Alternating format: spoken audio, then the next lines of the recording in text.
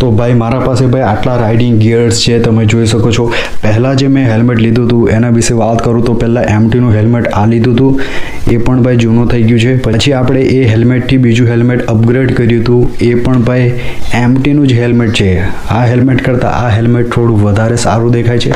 તો પછી આપણે આ રાઇડિંગ જેકેટ લીધું હતું, એની અંદર અત્યારે આર્મર એવું બધું મેં કાઢી મૂકેલું છે. પછી આપણે એ રાઇડિંગ ગિયર્સ પછી આ રાઇડિંગ ગિયર અપગ્રેડ કર્યું હતું, જે છે ભાઈ DSGનું. ભાઈ જોઈ શકો છો, આના વિશે પણ મેં તમને ડિટેલની અંદર જણાવીશ. પછી આપણા પાસે આવે છે રાઇડિંગ ગ્લવ્સ, જે આપણા પાસે છે કોરડાના. ભાઈ તો ટોટલ આપણા પાસે આટલી વસ્તુ છે. 2 રાઇડિંગ જેકેટ છે, 1 ગ્લવ્સ છે, 2 હેલ્મેટ છે, અને પછી આપણા પાસે આ ભાઈ આર્મર છે, જે આપણા રાઇડાનું જે જેકેટ છે એની અંદર હતા એ છે. તો આના વિશે પણ આપણે ડિટેલની અંદર જાણીશું કે કઈ રીતે આપણને આ બચાવે છે.